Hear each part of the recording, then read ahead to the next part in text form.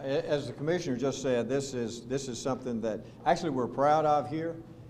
We do want to replicate this, but in a much wider scale all over the state, to truly try to get people out of prison, to have them trained so that they will become productive citizens.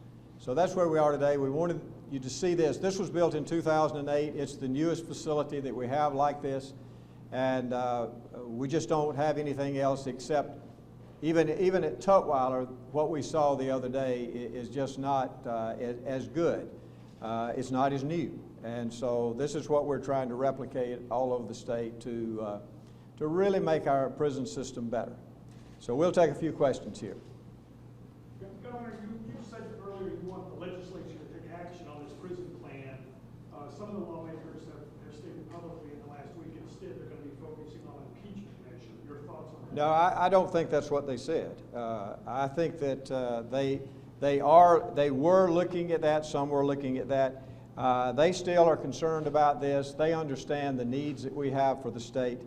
And so we're going to continue to push on this to try to make our state better, and that's what we're trying to do. So you don't think an impeachment motion is going to happen this week? Who else has a question? Yes, ma'am. By how many inmates would you expand the Limestone facility? By how many inmates and employees might you expand it? Well, actually, the commissioner can answer this, but we were told this morning by our warden that we're already 50% over capacity right now at this facility. But this is one of the more modern facilities that we have around the state. And so that's one of the reasons we wanted to visit this today. Would you recommend that Limestone stay open? Pardon? Would, in your plan to build these 3 large prisons across the state, what would happen to the Limestone Correctional Facility? Well, you know, we have not made definite plans even where the new prisons will be yet. But as we will be discussing this, we will certainly look at areas that are the largest, that have the most people who work there, and have the most modern facility. And so, you know, without making any definite promises for that right now, I think that this certainly would be considered a good place to put either a new prison or to put the extensions of the ones that we're going to do, the 3 or 4 others that we're going to keep open. 300 beds in one room. How do you keep everyone safe from riding? Well, I'm going to let you answer that. Yes, sir. That's a good question. If you saw from the cubicle, a couple things. One, that cubicle officer has complete surveillance throughout the entire facility, both visually from the cubicle and video surveillance. So the fact that they're under surveillance 24 hours a day is one of the things. The other thing is to have enough what we call rovers, officers on the floor 24/7, just roving through the facility. And then the third thing is, and one of the things that we really want to be able to get back to, is correctional officers are trained to develop rapport with inmates, to learn how to interact with them in a positive way. Because we are so short-staffed in many of the areas of the state, they're prevented from doing that to the extent that they would want to do that. And so, fortunately, this population here is heavily vested in getting out because they know it's coming very soon. So they have a lot of incentive not to do anything to put that in jeopardy. But we, as you kind of allude to, have a lot of challenges throughout the rest of the state because of our staffing shortages. Was there only one rover in there, or how many rovers did you have? No, normally we would have 2 or 3 rovers in there. Yes, sir. Governor, you said you want to work with the legislature on this issue. What are you finding in terms of communication with the legislature at this point? Can you describe that relationship with the budget hanging out and other bills still be sorted out? Well, we still have a lot of problems in the state, and certainly the budget is one of them. And you know, I've vetoed the general fund budget. Will they override my veto? Probably they will. But I could not sign that particular bill because of the fact that we're $85 million short in Medicaid. And that is the underpinnings of all of our health care system. But we'll be working very closely with them, and we'll continue to do that. And I have spoken even this weekend with a number of legislators. And we will continue to work hard to try to solve the problems of this state, to make this state better for the people of Alabama, and that's why we're here. Just a quick follow-up, pardon me. Can you characterize those discussions at all? Was it mostly about prisons, or was it mostly about other things? Can Well, honestly, it was about both. And I stay in contact with a lot of these guys. We have a good working relationship. We do with senators and House members. And so we're going to continue to do that because we need to work together. If we don't work together, we can't solve problems for the people of this state. Governor, are you concerned about some of the headlines that are popping up about you costing some economic development projects in the state? No, I'm not. I'm not concerned about that. Companies want to know if they have a good workforce, and we've got that. They want to know that locals will open up their areas like Limestone County, and we have that. These guys do a fantastic job here in Limestone County. We announce probably more jobs in Limestone County than just about any county in the state. I do not, companies have to have a business model.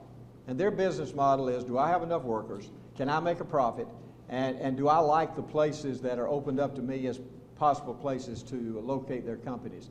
And that's what they're looking for. That's all they're looking for. And they'll continue to do that. We have worked extremely hard for this state to try to bring jobs into this state and to set up workforce training programs and all the things that we believe will create an environment to get companies here. That will not change and has not changed. Governor, I know you want to focus on important points in our state, such as prison reform, but do you feel as though what's your response to people that are still calling for your resignation throughout all these things that you're trying to work on now in our state? Well, let me say this. You know, I personally have addressed this issue. I addressed this tape that came out that was recorded 3 years ago. I have addressed that. I have addressed the issues related to that. Those issues have been taken care of long ago, but it has just been made public just recently, and I have to address them again. And first I've asked God to forgive me, because that's the most important thing, because I want back in His fellowship. And so I've asked God to forgive me, but I've asked other people to again forgive me. And I've already done that. And I have truly asked the people of this state that are the most loving and the best people in the world, I have asked them to forgive me. And, you know, it's mine. I own it. I own it. I did it. I point no fingers at anybody else. I make no excuses for that. I own my problem. It's not your problem. You have other problems. It's not your problem. It's my problem. And I have to deal with that. And so I have humbly opened myself up to the people of this state, and I have asked them to forgive me and let me continue to do the things that they elected me for twice. And that's to try to make their lives better. And that's what I'm going to do. And what you just said there, people that are saying, just knowing that this whole scandal is not affecting you being able to get the job done. I think that's what some Alabamians are worried at this point. That's true. It is not. It is not. And this has been addressed a long time ago. It really has. All of it has been clarified. It's all been addressed. And I have put it in the rearview mirror. Now, others have not, because it's been obviously brought out now. But, you know, it's one of those things that I take full control of. I take full, it's me. I did it. I did it.